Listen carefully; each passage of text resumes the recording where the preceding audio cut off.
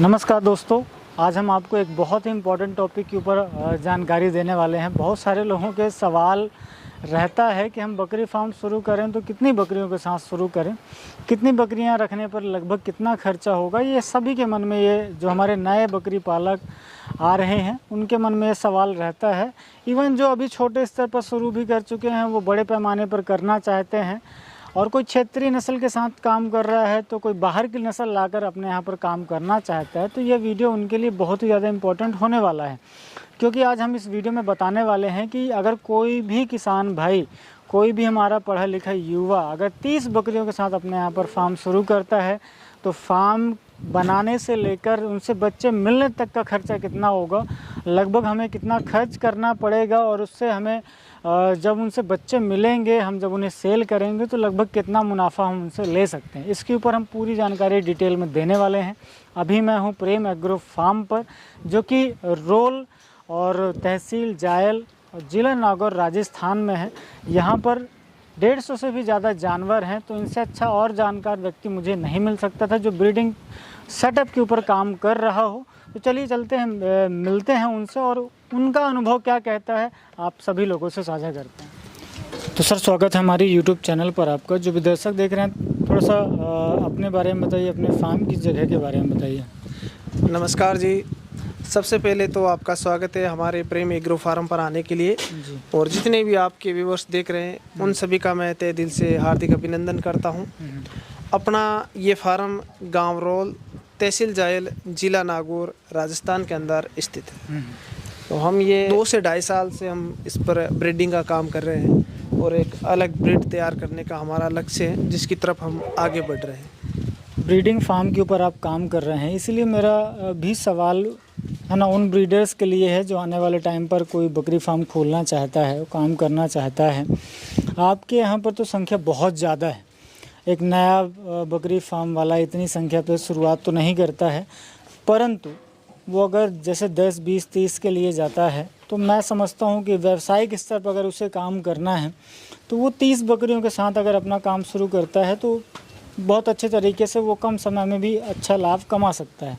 तो सर, मैं इसी के बारे में आपसे ये जानना चाहता हूँ कि अगर कोई भी नया हमारा भाई बकरी फार्म शुरू करता है 30 बकरियों से, तो उसे शेड बनाने में लगभग कितना खर्चा आ जाएगा, और बकरियों की कीमत वगैरह के बारे में अगर आप अच्छे से जानकारी दे पाएंगे तो ज़्यादा अच्छा रहेगा सर। शेड का तो ऐसा है कि बकरी फार्म शुरू करने के लिए ज़्यादा महंगा शेड तैयार नहीं करना चाहिए। कम से कम कॉस्ट में जैसा आप शेड तैयार कर सको अपने क्षेत्र के एरिया के हिसाब से वैसा करो। कच्चा भी हो तो भी चलेगा, ऊपर आप पन्नी डाल लो तो बारिश का पानी अंदर नहीं आए, बस ये ध्यान रखना चाहिए। बाकी बकरियां एडजस्ट हो जाती है कैसे भी शेड में, बरसात का पानी अंदर नहीं आए और कम से कम कॉस्ट वाला हो। फिर अगर हम बात करें जानवरों की तो कम से कम 10 से जानवर तो होने ही चाहिए। 10 से शुरुआत करें ताकि आपकी इनकम है जो शुरू हो सके। 1-2 में तो कुछ होगा ही नहीं, वो तो उल्टे आपको टाइम वेस्ट करना पड़ता है उसमें। और 10 के ऊपर अगर आप जाते हो अच्छी इनकम के लिए तो 20 या 30 जानवर होने चाहिए।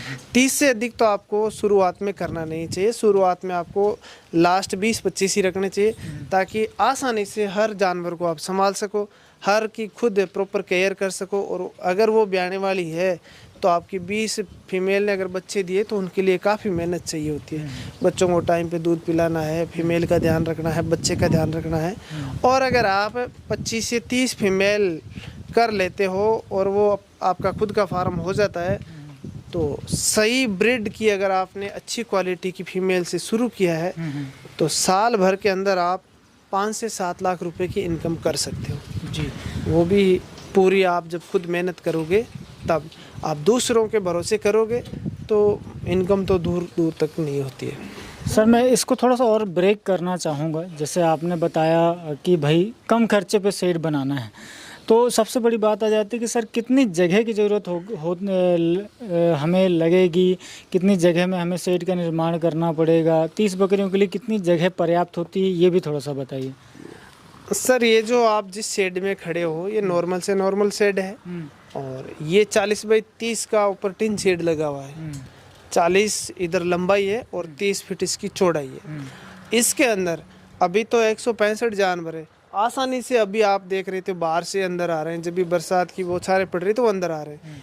थोड़े दिन पहले 200 जानवर थे, सारे जानवर अंदर आराम से सेट हो जाते थे। जब भी बरसात का मौसम होता, बारिश आती, सभी अंदर आ जाते। बाहर खुली अगर जगह है और अंदर इतनी जगह है तो इस जगह में 200 जानवर आ रहे हैं, तो 30 जानवरों के लिए मेरे हिसाब से 30 बाई 30 का शेड होगा तो बहुत शानदार है, बहुत बड़ा है। ज़्यादा बड़े की ज़रूरत नहीं है, अगर कम भी होगा ना, 30 बाई 30 नहीं होगा, 25 बाई 25 भी होगा तो भी पर्याप्त है, खूब है वो शेड। फिर बात आ जाती है कि सर हम किस तरीके से उन्हें क्या खिला रहे हैं, तो कितना खर्चा आएगा। तो आप अपने यहाँ पर किस तरीके से इनको खिलाते हैं? जनरली लोग जो फार्म शुरू करते हैं, खास करके व्यावसायिक जो फार्म शुरू करते हैं, वो स्टॉल फीड पर रखते हैं। मैं भी देख रहा हूँ कि आपका फार्म जो है वो बिल्कुल टोटल स्टॉल फीड पर है।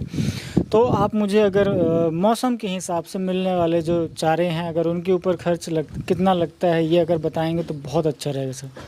ये तो आपको मैं हमारे यहाँ की रेटें बता सकता हूँ। जी बिल्कुल। बाहर जब जाएं, आपके एरिया में जाए तो वहाँ अलग रेट होती है चारे की। हमारे यहाँ अभी जैसे फसल की कटाई चल रही है तो गुआर का भूसा आएगा, मूंग का भूसा आएगा, मोट का आएगा। तो ये सारे जिस टाइम फसल कटती है उस टाइम 5 से 6 रुपये प्रति किलो के भाव से मिलते हैं, यानी 500 से 600 रुपये 1 क्विंटल यानी 100 किलो के लगते हैं। और अभी ही खरीद कर स्टॉक करना पड़ता है। फिर बाद में हम खरीदते हैं तो इसी चीज़ के 1000 से 800 रुपये प्रति क्विंटल लगते हैं, यानी डबल कॉस्ट लग जाती है।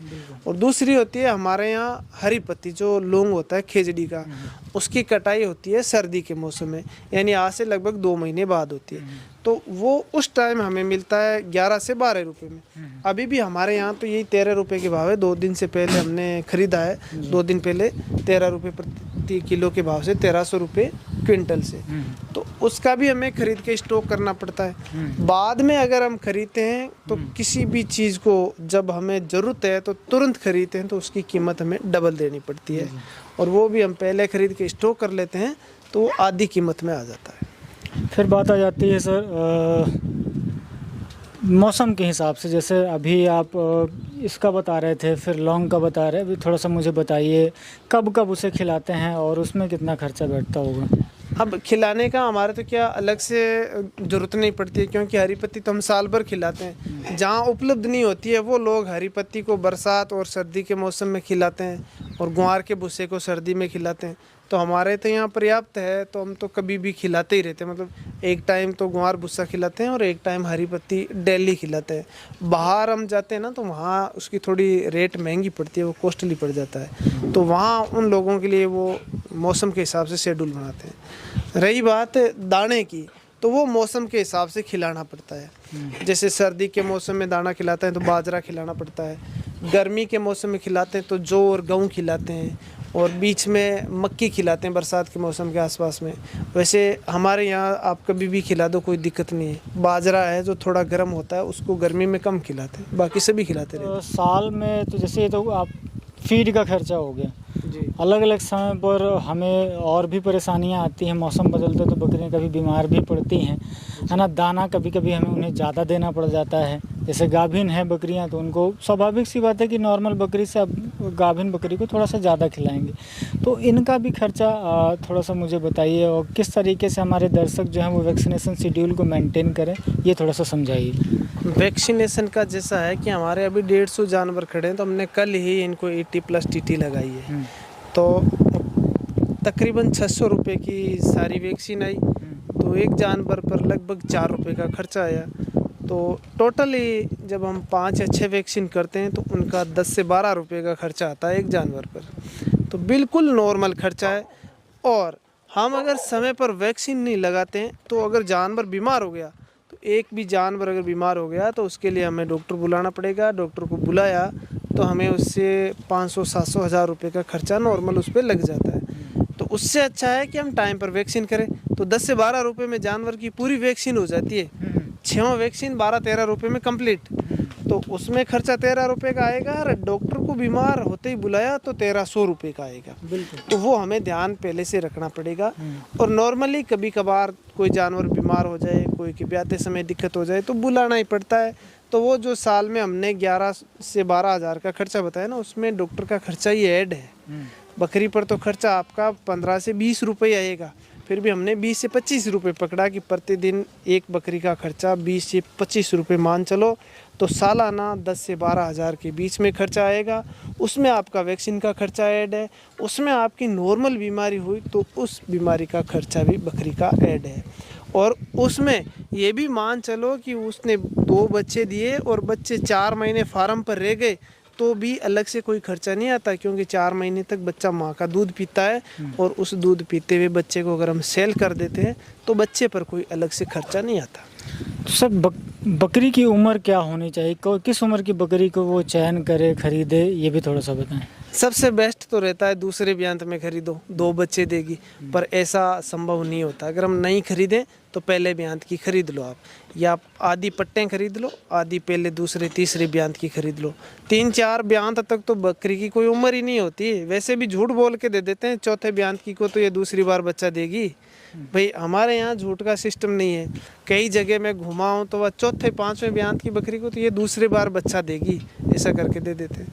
कई बकरियां हैं जो 2 दांत में बच्चा दे देती है, तो वो बकरी जब दूसरी बार भी आएगी तब भी 2 दांत से थोड़ी ऊपर निकले, चौथा दांत तो निकालेगी भी नहीं, तो पता ही नहीं चलेगा कि बकरी की उम्र क्या है। तो वो क्या है कि अगर आदमी ईमानदार हो तो वो बता देता है कि ये 4 दांत बकरी है और इस बार दूसरी बार बच्चा देगी। और कई ऐसे झूठ बोलने वाले भी होते हैं जो 4 दांत को पहली बार ही बता देते। तो आप बकरी खरीदो, नहीं खरीद लो, ये देख लो दांत घिसे हुए नहीं होने चाहिए, और हो सके तो 4 से 6 दांत के बीच में 6 दांत तक खरीद लो, ताकि कम से कम 2 दांत अभी बचे हुए हैं। मेरे हिसाब से मैंने लगभग सारे खर्चे जो हैं वो जोड़ लिए हैं, और अगर कोई खर्चा अगर भूल रहा है तो वो ज़रूर हमें दर्शक कमेंट करके बता सकते हैं, और अगर सर को याद हो तो वो भी हमें साझा कर सकते हैं। तो सर मैं लास्ट में भी ये जानना चाहूँगा कि जब वो बच्चे दी हुई बकरी अपने यहाँ पर लेकर आता है तो उनसे कितने समय में लगभग कितने बच्चे लेगा, और कितने सेल करके वो अपने यहाँ पर उससे मुनाफा कमा सकता है, और कितना कमा सकता है। अगर फार्मर बच्चा देने वाली बकरी खरीदेगा कि बकरी 1 से 2 महीने के बीच में मान लो बच्चा देने वाली है और वो दूसरे ब्यांत की लगभग है, तो वो बकरी 2 बच्चे दे देगी, और वो आपको आते ही मान लो महीने भर में 2 बच्चे दे दिए, तो 3 से 4 महीने के बाद अच्छे बच्चों की केयर हुई तो वो बच्चे बिकने के लायक हो जाते हैं। और तब तक बकरी है जो 6 से 7 महीने के बीच में दोबारा बच्चे दे देती है, यानी बच्चे तो वो 5 महीने से दे देती है, लेकिन 1 से 1.5 महीना उसे वापस तैयार होने में भी लगता है। उस टाइम में वो तैयार होती है और फिर वो फिर से क्रॉस हो जाती है, 5 महीने में फिर बच्चे दे देती है, तो वो 7 मान लो, नहीं तो 8 महीने मान लो, उसमें आपको दोबारा बच्चे और तैयार मिलेंगे, फिर बच्चे आ जाएंगे। फिर केयर करो 2 से 2.5-3 महीने के बीच में, जैसे आपकी सुविधा हो वैसे उनको और सेल कर दो। तो हमें 14 महीने में बकरी 2 बार बच्चे दे देती है। अगर 2-2 बच्चे देती है तो 4 बच्चे हो जाते हैं। हमने उसके 3 बच्चे मान लिए, 3 बच्चों में से 1 बच्चा रह गया, 2 बच्चे हमने सेल कर दिए। अच्छी क्वालिटी की बकरी है तो आपका बच्चा 3 से 4 महीने का बच्चा भी 15,000 से ऊपर का सेल होगा। आप 15 का मान लो तो 2 बच्चे आपने 30,000 के सेल कर दिए और 1 बच्चा आपके पास रह गया, बकरी खुद खड़ी रह गई, तो 15 महीने में वो आपको 30,000 रुपये और 1 बच्चा देती है। तो अगर आप अच्छे ढंग से काम करते हो तो बकरी अपनी कीमत तो उस बच्चे में छोड़ दी और उल्टे आपको 15 और 15 2 बच्चों के 30,000 रुपये का इनकम दिया, वो भी जब बच्चे हमने 3 माने तब। अगर चौथा बच्चा सेफ रह गया तो इनकम और बढ़ जाती है, 45,000 के आसपास चली जाती है। तो इनका क्या है, राउंड फिगर में चलता रहता है, पूरा एग्जैक्ट हिसाब तो आप बिठा ही नहीं सकते। अगर सही ढंग से इन पर काम किया जाए तो ये गुणात्मक वृद्धि करती है साहब, तो चलती रहती है इनकी वृद्धि। और दर्शकों, हमने बकरियों की कीमत इसलिए नहीं पूछी क्योंकि आप किस क्षेत्र से बिलोंग करते हैं, किस ब्रीड के साथ जाना चाहते हैं, किसके साथ काम करना चाहते हैं, ये आपके ऊपर निर्भर करेगा।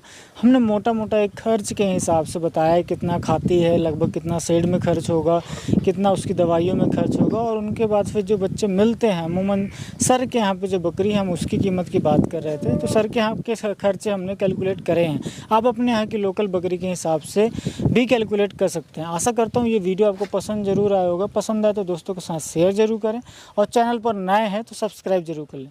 Thank you very much.